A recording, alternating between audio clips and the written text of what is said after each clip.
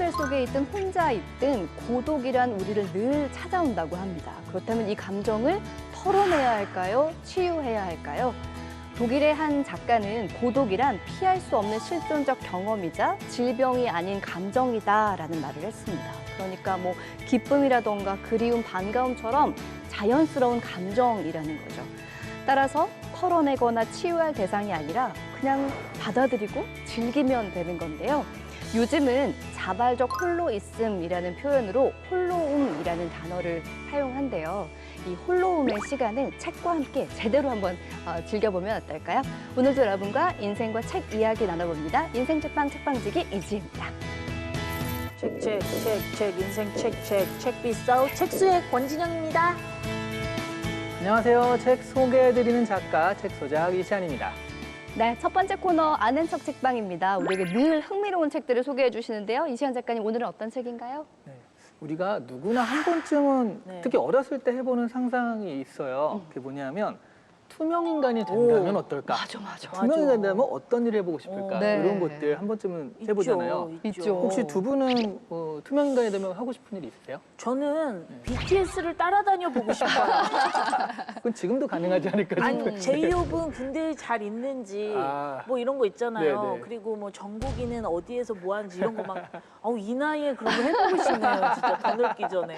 네. 저는 요즘은 그런 생각 안 해봤는데 어릴 땐 정말 그런 생각했던 것 같아요. 내가 좋아하는 아이 방에 몰래 숨어서 이렇게 지켜보고 싶다 이런 맞아, 생각했었어요. 맞아. 투명 인간 돼서. 두 분 다 약간 스토커 기질이 살짝같이 나랑 비슷해. 그러니까요. 네. 근데 많은 분들이 특히 어렸을 때는 투명 인간이 되면 하고 싶은 일로 가장 먼저 뽑는 게 그 목욕탕에 가보는 거거든요. 남탕, 여탕. 그러니까. 네. 근데 그거 아세요? 투명 인간한테는 최악의 환경이에요. 왜요? 투명 인간 있잖아요. 네, 근데 네. 목욕탕 가면 김이 서리니까 이게 윤곽이 드러나는 데다가 드러나겠네요. 네, 물 튀기면 또 물 묻어 있잖아요. 그러니까 뭔가 희뭇거리한 게 돌아다니게 보이는 거예요. 그럴 수 사실 있겠다. 제일 가면 안 되는 곳에 가고 싶어 했던 거거든요. 목욕탕은 안 됩니다. 그리고 그 반지의 제왕에서 골룸 보면 그 절대 반지, 그쵸. 그 절대 반지의 그 효능이라고 할까요? 그것도 투명 인간이 맞아요, 되는 맞아요. 거잖아요. 네네. 굉장히 잘하시네요. 네, 골룸 닮았잖아요. 이게 맞장구 치면 안 되는데 이거 순간 맞장구 칠 뻔했어. 시간 아닙니다. 11개 보였어요. 아닙니다. 네. 사람들이 왜 이렇게 투명 인간에 이렇게 집착하는 것일까? 이 얘기를 소재로 쓴 책이 있거든요. 네. 그게 뭐냐면 H.G. 웰스의 투명 인간. 오늘 소개해드릴 책입니다.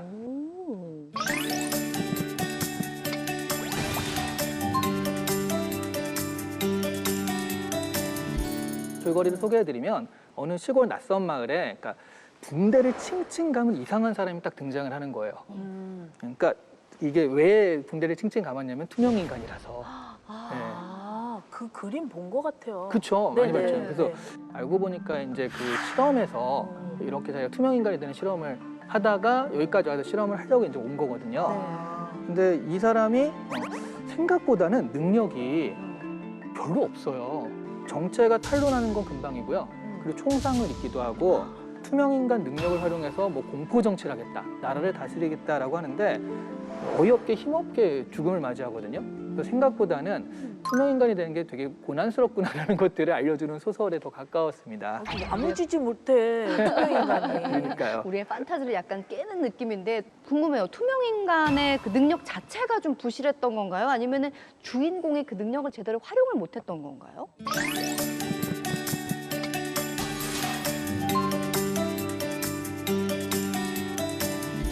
우리 아는 척 포인트의 첫 번째가 바로 그럼 투명 인간이 되면 어떤 걸 할 수 있을까인 건데 네. 우리가 생각하기엔 굉장히 자유로울 것 같잖아요. 맞아요. 일단 눈에 보이지 않으니까 이게 뭘 걸칠 수가 없어요, 옷을. 아 그래요? 네. 옷만 투명 떠다니는 인간이- 거죠. 아 그렇구나. 그러니까 일단 기본적으로 특히 1월, 2월이 되면 너무 춥습니다. 네. 근데 물 보면 안 돼. 너무 물 보면 안 돼. 네, 너무 추운 데다가 사람 좀 많은 그 대도시나 이런 데 가면 사람들이 많이 지나다니는데 네. 다 볼 수가 없으니까 그 사람이 와서 부딪히는 거예요, 이렇게. 그리고 예전엔 또 마차가 많이 다녔으니까 네. 잘못하면 마차한테 치일 뻔한 일도 있고요. 그리고 또 하나 안 보이기만 하지 냄새는 그대로잖아요. 개한테 잘 쫓겨요. 개가 냄새에 맡고. 투명 인간인데 좀 많이 초라하네요. 정말 최악은 뭐냐면 네. 뭘 먹잖아요. 네. 그럼 먹는 게 이렇게 보여요. 그래? 빵이 들어가서 이렇게 내려가는 네, 소화 네. 과정이 보이겠어요. 이 소화될 때까지 이게 그 뭐가 빵 같은 게 위에 떠다니는 거예요. 어머. 그러니까 뭘 먹지도 못합니다. 하긴 음식은 투명한 게 아니니까. 그러니까요. 추위와 배고픔이 허덕이고 그래서 생각보다는 이게 막강한 능력이 아니었다라는 거더라고요. 아니 뭘 먹지도 못하고 걸치지도 못한다면 난 그냥 투명인간 안 할 것 같아요. 일단 못 먹는 게 얼마나 괴로워요. 그러니까. 아이 너무 어설프게 만들어줬어. 이런 거면 투명인간 안 하는 게 낫죠. 그렇죠.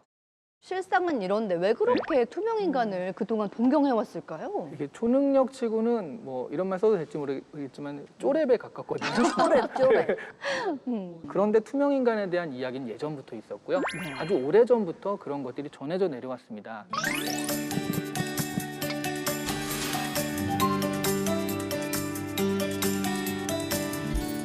플라톤의 국가에도 이 얘기가 나와요. 오. 플라톤이면 한 2,500년 전 사람인데 네. 거기에 기게스의 반지라는 게 나와요. 그래서 이 기게스의 반지를 끼면 목동인 기게스가 네. 투명 인간이 되는 반지를 얻게 되어가지고 그걸 꼈단 말이죠. 꼈어요. 근데 원래 착한 사람이었거든요. 네. 근데 내가 안 보이니까 어. 왕을 죽이고 왕권을 차지한다는 내용입니다. 네. 그러니까 아무리 자기가 착한 사람이라 하더라도 네. 이런 절대 권력이 눈앞에 들어오면 이런 것들은 결국 그 사람이 타락하게 되는 어떤 그 계기가 된다. 그렇구나. 이런 걸 기게스의 반지라고 하는데 네. 그게 모티브가 된 게 골룸이에요. 그래 맞아요. 네. 반지의 제왕에서도 그걸 끼면 투명해지잖아요. 네. 그리고 거기에 대해서 이상하리만치 강한 욕망, 걸렁하면서 맞아. 엄청 집착을 하잖아요. 네. 이런 것들이 그 권력에 대한 집착을 은유한 거라고 보시면 돼요. 골룸 다시 한 번만 해줘. CG 넣어주신대요. 걸렁. 아유, 별걸 다 시켜 진짜. 아, 너무 지적인 골룸이다. 인물 산다. 네. 그래서 이게 중요한 거는 이거죠. 도대체 이게 무슨 의미냐? 그러니까 투명 인간이라는 게 결과적으로 타인을 배제하고 나만 남아 있는 세상인 거예요. 도덕이나 법규나 이런 것도 다 남들과의 어떤 상황 같이 관계에서 나오는 것들이잖아요. 근데 이런 눈치나 남의 시선을 신경 쓰지 않아도 돼요. 그래서 인간의 욕망은 다른 사람의 시선에서 벗어나서 본능대로 하고 싶은 욕구가 있다. 이런 것들이 이제 이 투명 인간으로 보여주는 거거든요. 아니 근데 우리가 투명 인간에 대한 상상을 늘 했었는데 이 작품이 발표된 게 1897년이라면서요. 맞습니다. 100년도 더 된 도전이에요. 그러네요. 네.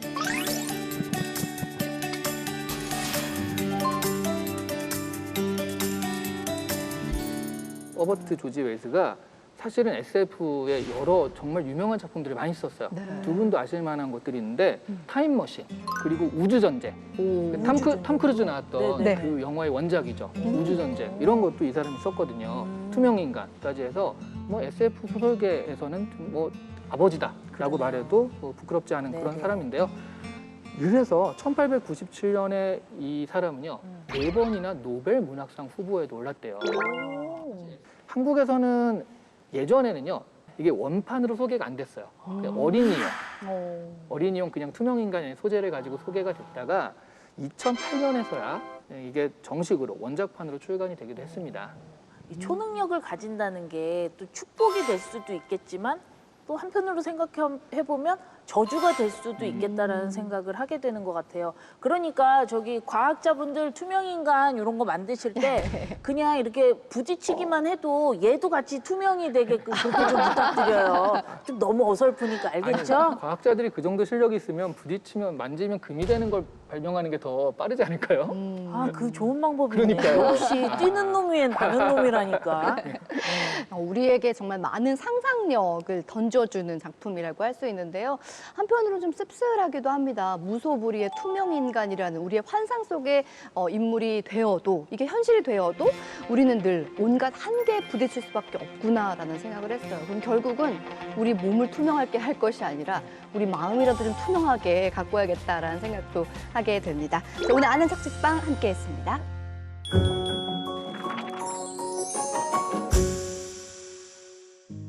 책과 인생 이야기 함께하는 인생책방 오늘 모실 주인공은요 기후, 환경, 에너지 전문가로 잘 알려져 있는 분이죠 더불어민주당 이소영 의원님 나오셨습니다. 어서 오세요. 안녕하세요. 안녕하세요. 네 반갑습니다. 이소영 의원입니다. 반갑습니다.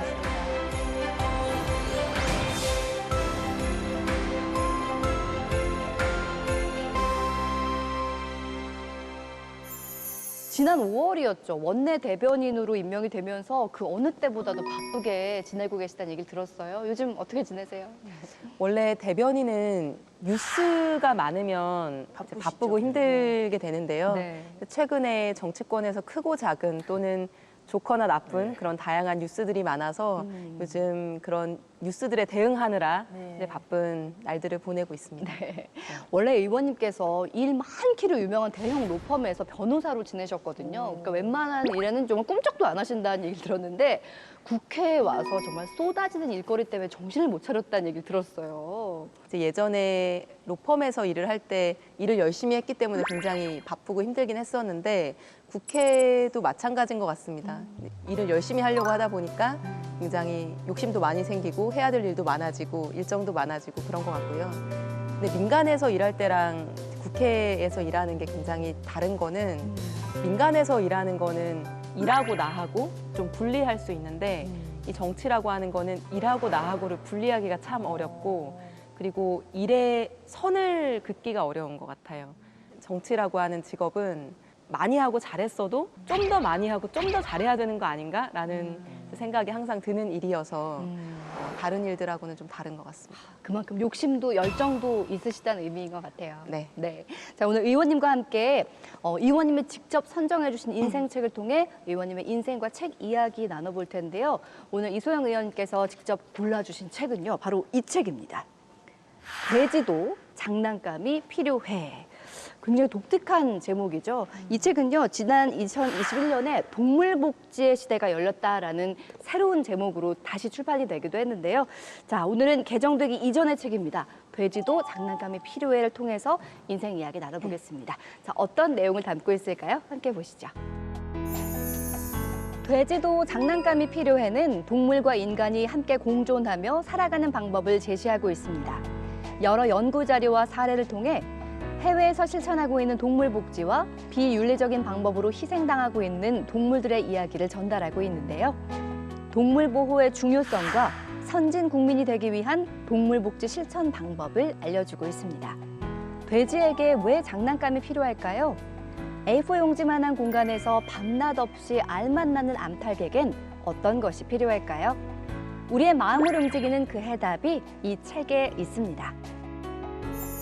네, 일단은 제목이 정말 신선하고 재밌어서 단숨에 읽어 내려갔거든요. 읽으면서는 처음에는 돼지한테 왜 장난감이 필요하지? 좀 갸우뚱했었는데 읽을수록 뭔가 마음이 아프고 이렇게 저릿하고 미안한 마음도 함께 들었어요. 근데 오늘 정말 잘 오셨다는 생각이 드는 게 두 분 다 동물을 정말 사랑하시는 분들이거든요. 권지영 씨는 강아지 기르시고 이시안 작가님 토끼를 기른 적이 있어요. 토끼 때문에 토끼 사료 구하러만 해외 갔다 오고 막 이러더라고요. 아, 토끼 사료가 한국에선 안 파나요? 아니요, 좋은 걸 먹이고 싶어서. 진짜. 좋은 걸 먹이고 싶어서. 근데 얘가 네. 어렸을 때 그걸 먹으니까 이제 한국 사료 주면 안 먹어요. 토끼가 토꼈대요, 그래가지고. 아니 그래서 두 분은 어떻게 이 책을 읽으셨는지 궁금해요. 저는 이거 보면서 돼지가 이렇게 똑똑한 동물인지를 몰랐거든요. 그리고 이제 반려견을 키우다 보니까 동물 복지에 대한 관심이 조금 생겼었어요. 근데 제가 이제 생각한 건 반려묘에 대한 생각으로 좀 국한돼 있었는데 우리가 먹고 있는 식용 동물에게도 최소한의 이런 권리와 복지가 필요하다는 걸 좀 배운 것 같아요. 그게 이제 지금이 2023년이잖아요. 그래서 지금 시점에서 보면은 10년 전에 나온 책인데 지금 화두가 되고 있는 동물복지 얘기를 10년 전부터 하고 있네. 네. 이렇게 생각이 들잖아요. 근데 이 책을 읽어보면은 돼지가 굉장히 지루한 것을 못 참는 동물이기 때문에 돼지를 사육하는 농가에서는 돼지에게 장난감을 제공해야 된다라고 하는 유럽의 규칙은 2003년도에 제정됐다는 얘기가 나오거든요. 아직 우리나라에서는 20년 전에 유럽에서 일어난 만큼의 이 문제에 대한 좀 고민, 문제 제기, 현실에 대한 변화 이런 것들이 이루어지지 않고 있으니까 조금은 서둘러야 되겠다는 생각도 듭니다. 네. 의원님에 대해서 제가 조사를 하다 보니까 정말 한 길을 뚝심 있게 걷고 계시는구나라는 생각이 들었어요. 앞에 저희 소개를 해드렸지만 뭐 환경 변호사, 기후 활동가로도 쭉 활동을 하셨잖아요. 그 길을 보니까 이 책을 왜 인생책으로 선정을 하셨는지 얼핏 알 것 같기는 해요. 직접적인 이유는 뭘까요? 이 프로그램을 시청하시는 분들하고 같이 읽을 수 있는 좀 재밌고 편안한 책을 찾고 싶었고 또 이 책을 이제 2013년 말에 제가 크리스마스 선물로 스스로 이제 선물을 네. 사서 읽었는데 거의 이때부터 동물복지 문제에 대해서 저도 막 관심이 생겼던 것 같아요. 그래서 그 다음 해인 2014년부터 이제 환경부에서 하는 반달 가슴곰 사육 현장들을 방문하는 TF가 있었습니다. 그래서 조금 더 말씀을 드리자면 지금 우리나라에서 꽤 많은 반달 가슴곰들이 철장 안에 갇혀서 사육되거든요. 네. 그 웅담 아, 너무 때문에. 불쌍해요. 네, 그래서 이 동물들이 천연기념물인데도 불구하고 이제 농장에서는 재산으로 키우고 있고, 그래서 정부에서는 이 반달가슴곰을 사육하는 것 자체가 굉장히 비인도적이거든요. 그래서 이게 늘어나는 거라도 막아보겠다라고 중성화 수술들을 쭉 해서 이제 증식을 중단시키는 그런 이제 사업을 했었습니다. 그래서 거기에 자발적으로 이제 자원봉사로 제가 이제 변호사로서 참여해가지고 전국에 있는 사육농가들, 그 반달가슴곰 사육농가들을 다 돌아다녔었거든요. 그러면서 이제 이런 그 인간에게 그 웅담을 주기 위해서 그 쓸모에 의해서 갇혀서 고통스럽게 죽기만을 기다리고 있는 그런 곰들도 만나게 되는 계기가 됐었고요. 네. 그래서 나중에 동물권이나 동물복지에 대한 여러 가지 활동을 하게 됐었는데 그것의 딱 시작점이 이제 요 책이었거든요. 그래서 저한테는 좀 뜻깊은 네, 책입니다. 사람이 살아가는 세상의 복지만 생각했지 그동안 사실 동물 복지에 대한 생각은 많이들 못 하셨잖아요. 오늘 이 시간을 통해서 함께 깊게 이야기 나눠보는 시간을 갖도록 하겠습니다. 자, 함께 잘 살기 위한 동물 복지의 이야기 키워드를 통해서 한번 알아볼까요? 첫 번째 키워드입니다. 돼지의 장난감. 네, 이 책의 제목에서도 나오는 거예요. 돼지도 장난감이 필요해. 얼핏 왜? 다들 놀라실 것 같거든요. 돼지를 사육하는 환경을 한번 생각해 보면 사실 우리 어릴 때 뭐 외갓집 이런 데 가보면 정말 시골에 돼지 우리가 있었거든요.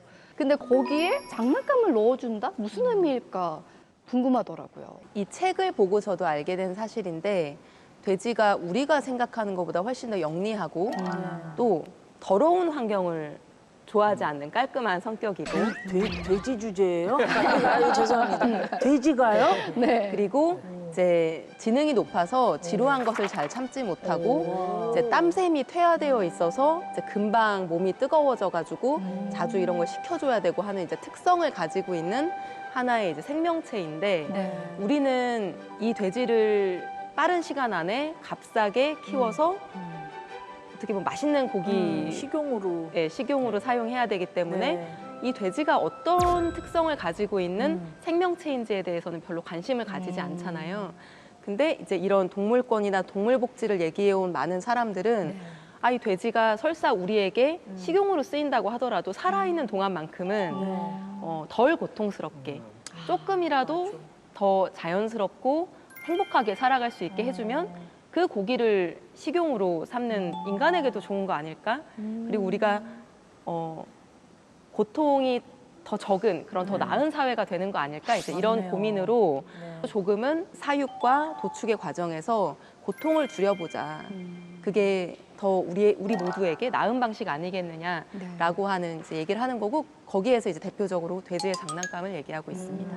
실제로 2003년 2월부터 유럽연합은요, 회원국들에게 모든 돼지에게 의무적으로 장난감을 제공하도록 조치하겠다라는 내용을 발표하기도 했거든요. 근데 이게 그냥 돼지에게 장난감을 던져주는 데서 끝나는 게 아니라 사실 이게 생각해보면 그 장난감을 가지고 놀 만한 공간도 필요한 거잖아요.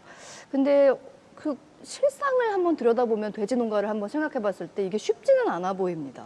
우리나라에 사는 돼지의 농장 돼지들의 상황이 어느 정도 되는지 혹시 파악이 됐나요? 그 보통 통상적으로 돼지를 사육하는 공간을 수툴이라고 하거든요. 네. 이제 그러니까 다 큰 그걸 뭐라고 해야 될까요? 어른 돼지. 성인은 아니고 어른 돼지. 성인 돼지 될거든데 성인. 몸이 다 돼지. 큰 네네. 어른 돼지의 경우에는 잘 움직이기도 어려운 아, 그래요? 이제 그런 어렵죠. 작은 네. 스톨이라고 하는 곳에서 생을 마감하게 되고 이제 닭 같은 경우에도 배터리 케이지라고 하는 아주 작은 공간에 갇혀서 이제 알을 낳거나 그런 공간에서 사육이 되고 있는 경우가 많습니다. 요만한 데에 있는 거예요? A4 용지라 그러던데. 네, 맞습니다. 요만한 게 한 마리 와 진짜 야박하다. 근데 그렇게 보니까. 저는 그 토끼 아빠라 그런지 네. 여기 토끼 얘기 나올 때 완전 울컥하더라고요. 그러니까 실험 동물로 쓰이는데 토끼가 그 눈꺼풀이 없어가지고 눈을 깜빡하지 못하니까 눈에 뭐 화장품 같은 걸 발라서 네. 괜찮은지 아닌지를 실험해 보는데 얼마나 그런 독성이 쓰릴까? 있으면 눈 멀고. 그러니까 이 동물 실험에 대해서도 여기서 좀 많이 나오더라고요. 맞아요. 네, 가슴이 동물 시- 아팠어요. 네, 동물 실험 현황 어떤지 좀 궁금하기도 하거든요. 그래서 그 동물 실험 문제가 실제로 십수년 전부터 이제 많이 제기가 돼서 소비자들도 이제 민감하게 그런 것들을 보고 선택을 하기 시작했고 지금은 꽤 많은 화장품 브랜드들이 네. 우리는 동물 실험을 하지 않습니다라고 하는 마크를 부착하기도 합니다. 그래서 아직까지도 화장품이나 이제 제약업계에서 네. 동물 실험이 많이 성행하고 있긴 한데 거기에 하나하나씩 기준이 만들어지기도 하고 또 그것을 하지 않는다라고 이제 선언하는 기업들도 많이 생기고 있는 상황입니다. 인색 책방에 제가 조사 담당이거든요, 의원님. 그래서 의원님에 대해서 이렇게 조사를 해보니까 제가 남 같지가 않은 게 제가 신인 때 개미라는 별명이 있었어요. 왜냐면 제가 개미송을 불렀거든요. 한번 들려드려요? 원, 투, 쓰리, 포, 뭐 이런 걸 했어요. 개미송. 그래서 제 별명이 개미였는데 이렇게 예쁜 개미가 있어요. 의원님 급전 필요하신 건 아니시죠? 감사합니다. 근데 의원님이 개미, 지렁이 이런 약간 생명체들의 복지도 또 신경을 쓰셨다고 그러시더라고요. 정말요? 진짜예요? 아니 복지까지는 아니고요. 네. 너무 이제 어렸을 때부터 저도 다양한 동물들을 키우면서 살았었거든요. 네. 강아지, 고양이, 뭐 학교 앞에서 파는 병아리를 중작까지 키우기도 하고 이제 그 동물에 대한 감수성이 네. 컸었고 그래서 살아서 이렇게 꿈틀꿈틀하는 거에 대한 이제 동정이나 연민 같은 게 좀 큰 편이었는데 예전에 이제 어렸을 때 학교 가는 길에 보면 이제 비가 내리고 나면 지렁이들이 막 잔뜩 올라오죠. 나오는데 네. 이제 비가 그치고 햇볕이 쨍 뜨면 그 아스팔트 도로에서 말라 죽잖아요. 맞아요. 네. 근데 이제 지렁이가 아직 살아 있는데 저 풀숲까지 너무 먼 거예요. 좀 저기까지 가기 전에 말라 죽을 것 같은 거예요. 그럼 이제 나뭇가지 같은 거를 이제 어디 구해 와가지고 이렇게 들어서 풀숲으로 옮겨주기도 하고 뭐 개미는 이제 혹시 제가 밟을까봐 항상 이렇게 뭐 잔디밭을 다닐 때나 이렇게 좀 걱정했던 그런 기억이 있습니다. 그리고 의원님 개미, 지렁이를 떠나서 만약에 뭐 길을 가다가 다친 동물들이 있거나 하면 그렇게 데려다가 동물병원에 데려가서 치료를 시키고 그래가지고 엄마한테 많이 혼났다는 얘기를 들었는데 정말이에요? 그런 적이 몇 번 있었죠. 그러니까 그 처마에서 떨어진 네. 그 길고양이 새끼, 네. 이제 갓 태어난 이제 작은 네, 고양이가 네, 네. 이제 빗속에서 네. 앙알앙알거리고 울고 있었는데 그 어미 고양이가 물어갈 생각을 안 해가지고 네. 1시간 정도 지켜보다가 그 동물병원으로 데리고 갔었거든요. 근데 처음에는 살아날 것 같더니 네. 결국에는 비를 좀 많이 맞아서 아이고. 떠나보내기도 했었고 네, 그런 추억들이 많이 있습니다. 왠지 옛날 이야기에 흥부놀부에 흥부가 생각나는 이렇게 고쳐주면 제비다리 해가지고 네. 박을 갖고 와야 되는데 마음 아유. 아픈 경험이셨겠네요. 네. 흥부처럼 복 많이 받으셔야겠다는 생각도 드는데요. 이렇게 작은 생명 하나도 굉장히 소중하게 여겼던 어린 시절의 이소영 의원님을 만났습니다. 자, 점점 더 궁금해지는데요. 두 번째 키워드 만나볼까요? 이소영 의원의 책과 인생 이야기 두 번째 키워드는 기후 위기입니다. 의원님 정계 입문 계기가 기후 위기 때문이었다라는 얘기 들었어요. 어떤 얘기인가요? 제가 원래 대학 다닐 때부터 이제 기후라고 하는 단어를 많이 쫓아다니는 사람이었거든요. 네. 그래서 책 제목에 기후라는 단어가 들어가면 일단은 좀 사 모으고 보는 뭐 그런 뭐 덕후라고 해야 되나? 그게 이제 불편한 진실이라고 하는 다큐멘터리 보면서 처음 관심이 생겨서 이제 기후 변화, 요새는 기후 위기라고 하는데 네. 이제 그 문제를 해결하는데 제가 뭔가 보탬이 되고 싶다. 이제 이런 생각을 쭉 했었고 여러 가지 정책을 제안하기도 하고 국회의원실을 쫓아다니면서 이제 국정감사를 같이 준비하기도 하고 이제 그렇게 하다가 어떤 분이 이 변호사 그렇게 기후 위기 막는 게 급하고 중요하면 직접 들어와서 해. 그러면 더 많은 일을 할 수 있어. 이제 이런 제안을 받고 이제 길게 고민을 하다가 이 일을 시작하게 됐었는데 그래서 처음에 환경 에너지 분야 인재로 이제 영입이 되면서 그때 기자분들이 많이 물어보시잖아요. 왜 정치를 하고 싶냐? 그래서 저는 기후 위기를 막기 위해서 정치를 하고 싶다. 이렇게 얘기를 했었고, 막상 현실 정치라고 하는 공간에 들어와서 이제 정당에 소속된 지역구 국회의원으로 일을 하다 보니까 네. 제가 하고 싶은 일에만 몰두하기는 어려운 이제 환경이더라고요. 저는 이 문제가 정말 1분 1초가 아까운 급박한 문제라고 생각하기 때문에 정말 4년 동안 뭔가 이 기후위기 막는 데 도움이 되는 일을 발버둥 치면서 한번 해보자 이런 결심을 하고 왔는데, 사실 최근에는 제가 이 말을 하기가 참 마음이 아프기도 하고 뭔가 미안한 마음이 많이 듭니다. 요즘 들어서 기후 위기를 정말 몸으로 체험하게 되었다. 많은 분들 얘기를 하시더라고요. 근데 대학교 때 유엔 기후 변화 협약 회의에 참석을 직접 해보신 적도 있다는 얘기거든요. 그거는 유엔 기후 변화 협약에서 네. 매년 연말에 11월이나 12월에 네. 당사국 총회를 하거든요. 그럼 그 협약에 가입한 모든 이제 국가들이 모여서 우리 이거 기후 변화 어떻게 하지?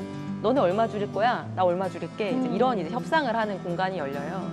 그게 이제 캅이라고 하는 회의인데, 그걸 이제 책에서만 봐서 알고 있었죠. 근데 제가 대학교 4학년 때 이제 사법시험 합격을 하면 마이너스 통장이 나오거든요. 마통. 네. 그래서 그 2009년 9월인가에 이제 합격을 하고 10월 정도에 그걸 개설해 준다고 하는 거예요. 그래서 그거를 개설해서 인출해서 썼던 게 그 덴마크 코펜하겐에서 열리는 기후변화 당사국 총회 비행기표를 끊는 게 이제 첫 그 사용이었어요. 그래서 굉장히 평범한 대학생 신분으로 그때 참석을 하신 거였고, 네네. 그 이후에는 지난 21년이었죠. 대한민국 국회 대표로 유엔 기후변화 협약 회의에 직접 참석을 또 하게 되셨는데, 이게 몇 년 만에 다른 신분으로 가게 된 거잖아요. 소감이 남다르셨을 것 같아요.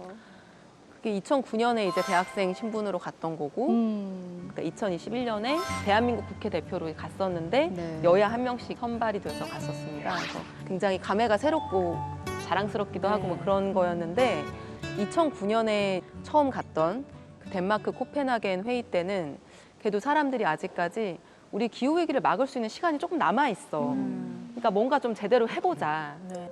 이런 회의였거든요. 지금은 예전에는 100년에 한 번 올 법한 홍수나 가뭄이나 이런 대형 재난들이 이제 매년 오고 있거든요. 그래서 이런 것들이 앞으로는 일상으로 다가올 거고, 지금 노력한다고 해도 이거를 되돌이키기가 굉장히 어렵기 때문에 그 12년의 기간 동안 정치인들이나 행정가들이 조금만 더 빨리 서둘렀었으면 얼마나 좋았을까라고 하는 생각을 많이 했었고, 예전에는 희망이 조금 남아 있었다라고 한다면은 이제는 기후 위기의 속도를 조금 늦출 수 있을 뿐이지 이제 막을 수 있는 임계점을 좀 지났다라고 보는 과학자들이 굉장히 많았고, 그래서 이 변화된 기후에 어떻게 적응할 거냐라고 하는 얘기가 훨씬 더 많이 나오더라고요. 네. 그래서 이러한 상황 속에서 기후 위기를 막겠다고 정치를 시작한 사람이 어떤 일을 어떻게 해야 될까라고 하는 생각에 좀 많이 빠졌던 것 같습니다. 그러게요. 그 국회 입성하고 나서부터는 말씀하셨지만 기후 위기 관련된 정책들을 많이 내놓고 계시잖아요. 네. 그럼 지금 이 시점에서 가장 심각한, 가장 시급한 문제다 하면은 어떤 게 있을까요? 여든 야든 뭐 어느 정당을 불문하고 뭐 기후 위기를 막아야지, 탄소 중립해야지 다들 인정해요. 그걸 이제 부인하는 사람들은 이상한 사람 취급을 받기 때문에 마치 이제 상식의 기준이 되어 있거든요. 그런데 실제로 그 탄소 중립으로 간다거나 기후 위기를 막으려고 하면 온실가스를 줄여야 되거든요. 근데 온실가스는 그냥 줄어들어라 이렇게 한다고 줄어드는 게 아니에요. 네. 야! 이래도 안 줄어들어. 안 줄어들어요. 네. 그래서 예를 들면 우리보다 한 10년, 20년 빨리 이 일을 시작한 유럽 국가들에서는 자국에 있는 석탄 화력 발전소들을 몇 년도까지 내가 다 없애겠어. 이런 선언을 거의 다 했거든요. 그래서 이미 다 없앤 곳도 있고요. 2030년까지 없앨게, 가장 늦은 독일도 2038년까지 없앨게, 이런 약속을 했는데, 우리나라는 기후위기 너무 중요해. 탄소 중립 뭐 2050년까지 하겠어. 법도 만들고 다 했지만 석탄 화력 발전소는 아직까지 너무 건재하게 팽팽 돌아가고 있거든요. 이거 언제까지 10년 후일지 20년 후일지 언제까지 줄일지도 아무도 이걸 용기 내서 얘기하지 못하고 있어요. 왜냐하면 그 문제는 예컨대 전기 요금이 올라갈 수도 있고, 또는 석탄 발전소에서 일하고 있는 노동자들의 문제가 또 당연히 걸려 있는 거고 저에게도 해당되는 문제이기 때문에 이 말씀을 드리면서도 죄송스럽고 마음이 아프다는 생각이 드는데 결국에는 말로만 하는 것이 아니라 행동하는 것이 지금 너무나 중요하고 우리에게 지금 없는 것이 바로 그 행동인 것 같아요. 한마디만 더 네. 붙여보자면은 제가 지금 국토교통위원회에 있기도 한데 2050년 탄소중립 선언 들어보셨죠? 네. 탄소중립이라고 하는 게 뭐냐면 우리가 이제 온실가스를 배출을 하잖아요. 네. 이거를 엄청 줄여야 될 거 아니에요? 근데 못 줄이는 부분이 있잖아요. 우리가 아무것도 안 할 수는 없으니까. 그럼 이 못 줄이는 부분만큼은 나무 같은 걸 심어서 흡수를 해가지고 플러스 마이너스가 0이 되게끔 한다는 거예요. 근데 지금 우리는 온실가스를 엄청 많이 내뿜고 있는데 뭐 어떻게 갑자기 0을 만드나요? 그거는 정말 되게 어려운 일일 거잖아요. 그거를 2050년까지 달성한다는 게 우리나라의 공식 목표거든요. 그러면 우리가 2050년까지 탄소 중립 사회를 만든다는 거는 지금 2020년에 짓는 건물부터 제로 에너지 주택으로 지어야 될 거 아니에요. 2050년에도 그 건물들은 존속하고 그 건물에서 사람들이 일하고 살아갈 테니까. 그럼 굉장히 에너지 효율이 높은 건물로 지어야 되잖아요. 그럼 이게 30년 후의 일이 아니라 지금부터. 지금 오늘날 지금 짓고 있는 건축물의 건축 기준부터 완전히 바뀌어야 되는 건데 우리는 너무 먼 일처럼 이걸 생각하고 있는 것 같아요. 그러게요. 당장 뭐 어제 배달 음식 시켜 먹고 막 이랬던 저 자신을 굉장히 반성하게 되는데요. 우리 진영 씨 잠깐 쉬어가는 시간 가져볼까요? 지금 고민이 너무 많아요. 제가 이제 저기 텀블러라도 꼭 챙겨 다녀야겠어요. 고민이 너무 많다 보니까 잠시 쉬어가는 시간 준비했습니다. 아, 네, 제가 밸런스 게임 준비했거든요, 의원님. 밸런스요? 예, 제가 이렇게 질문 드리면 그냥 5초만 생각하시고 골라주시면 되고 그 선택하신 이유를 간단하게만 설명해 주시면 됩니다. 한여름에 에어컨 없이 살기 대 한겨울에 보일러 없이 살기. 어떤 걸 선택하시겠어요? 하나, 둘, 셋. 꼭 선택해야 되나요? 예. 아니 저는 에어컨과 보일러가 필요하다라고 보는 입장이어서 네. 그러니까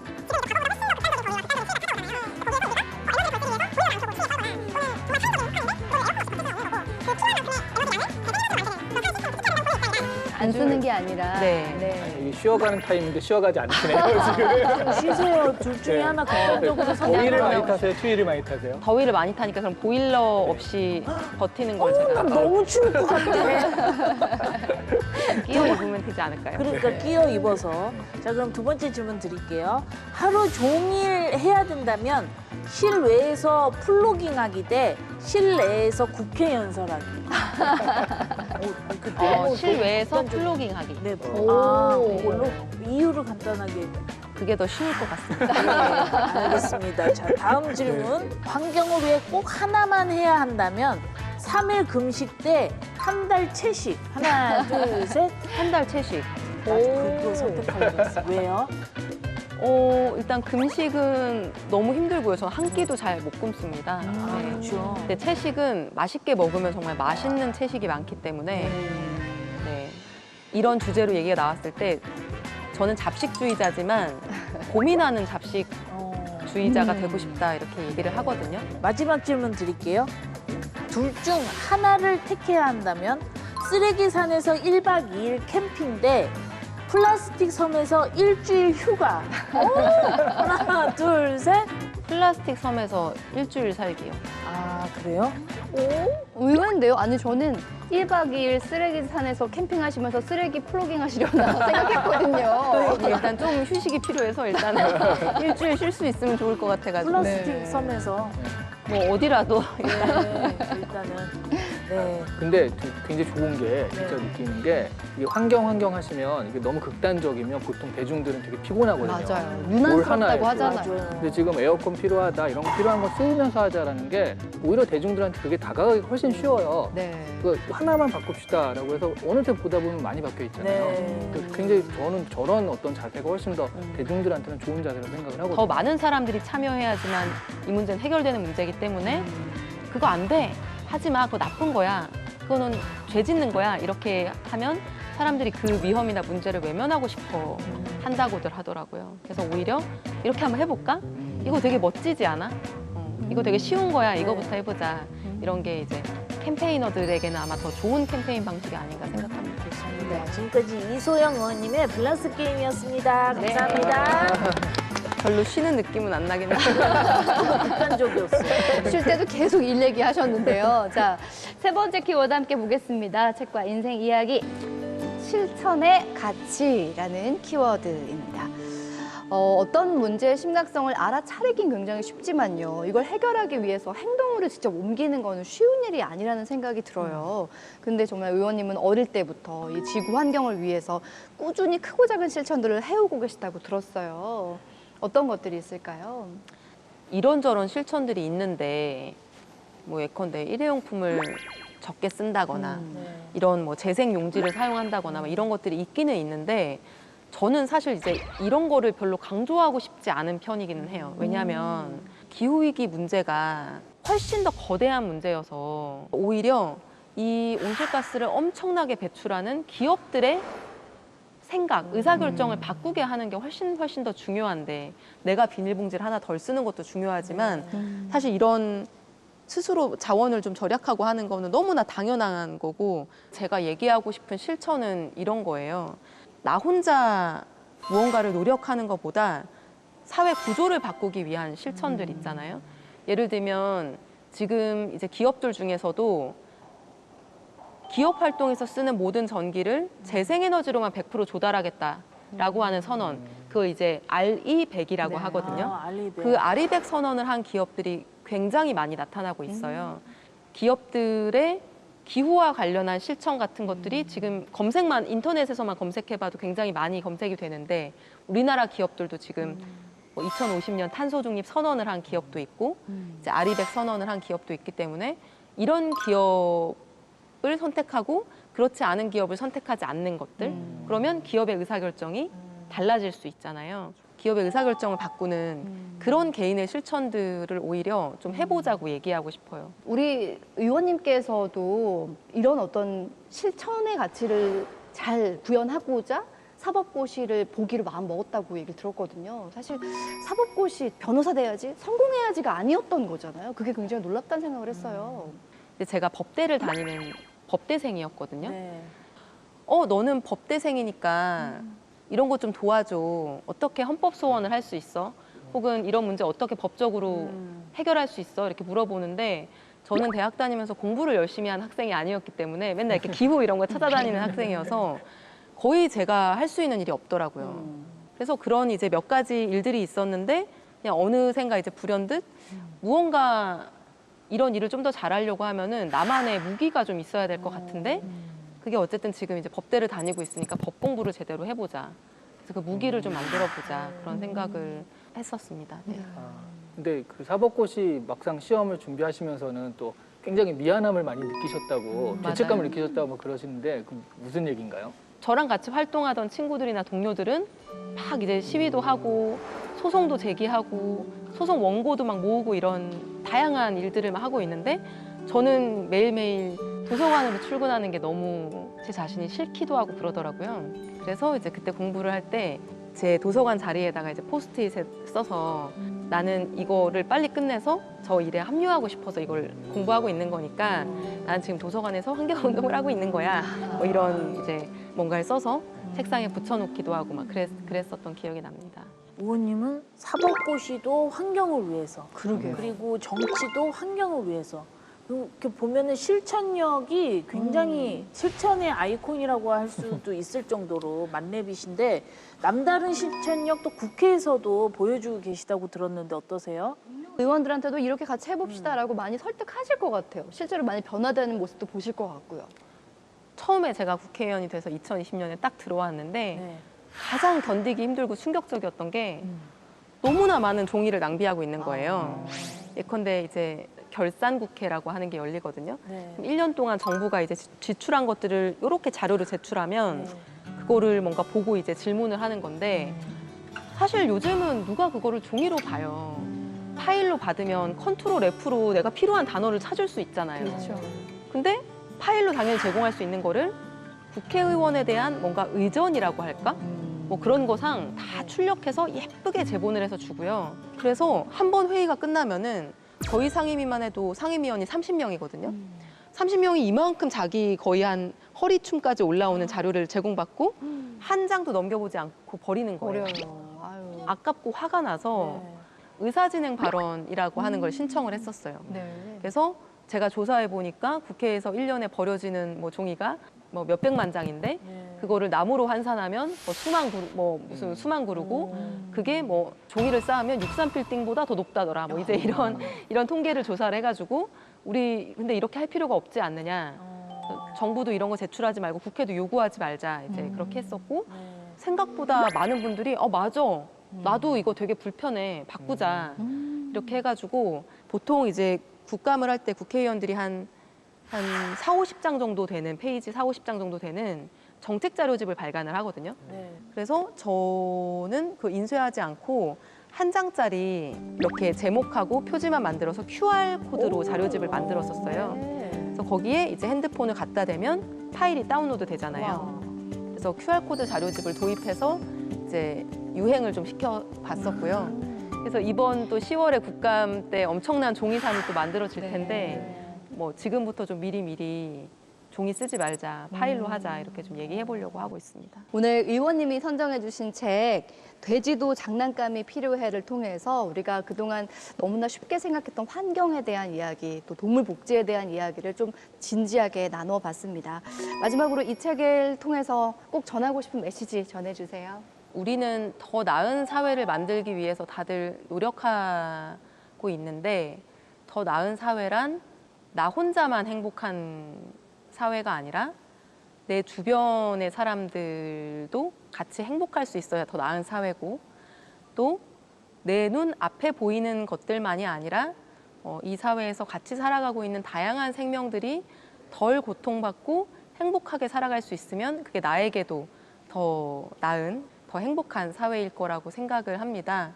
예전에 이런 문구를 읽은 적이 있었는데 혼자 꾸는 꿈은 그냥 꿈일 뿐이지만 함께 꾸는 꿈은 현실이 된다라고 하잖아요. 그래서 이 책을 읽으면서 또는 오늘의 이 얘기를 들으면서 공감하신 많은 분들이 조금씩 무언가를 행동하고 바꿔간다고 하면은 우리가 같이 더 나은 사회를 만들 수 있을 거라고 확신합니다. 지영 씨, 오늘 의원님 만나본 소감 어떠세요? 노래로 해드릴게요. 네. 당신은 환경운동에 태어난 사람. 네. 환경운동을 근데 뭔 소리야 이게 아니라 되게 설득력 있게 잘해주시니까 공감도 되고 해서 네. 나도 이제 해봐야겠다 이런 생각이 들어서 너무 좋았어요. 계속해서 여기 메가폰 준비했으니까 계속 얘기해주면서 다녔으면 좋겠습니다, 의원님. 활동 기대하도록 하겠습니다. 감사합니다. 네. 네. 이시연 작가님 간단한 추천평 부탁드릴게요. 동물복지라고 하면 자칫 굉장히 엄숙한 개념으로 아무나 못하는 거다 생각을 할 수 있는데 네. 이 책을 보면 그렇지 않고 쉽고 재미있게 우리가 친근하게 실천할 수 있는 그런 것들이 굉장히 많거든요. 그래서 한마디로 말하면 돼지에게는 장난감이 필요하고요. 우리에게는 이런 책이 필요합니다. 와. 멋지네요. 끝으로 의원님, 시청자 여러분께 한 말씀 해주시죠. 너무 무겁지 않게 딱 한 걸음씩 실천하면 좋은 세상이 옵니다. 네, 감사합니다. 네, 지금까지 이소영 의원님과 좋은 얘기 나눠봤습니다. 좋은 말씀 감사합니다. 감사합니다. 감사합니다.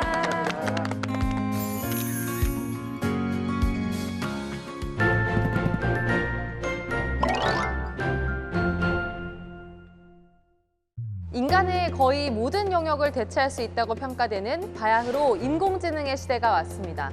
인간의 일자리는 물론 인류에 미칠 위협에 대해 심각성을 인지해 규제 논의도 치열하게 이어지고 있는데요. 책으로 인공지능 AI에 대해 깊이 있게 관찰해볼 저는 홍재경입니다. 전문가의 금주의 서평과 국회도서관과 함께하는 화제의 도서도 준비했습니다.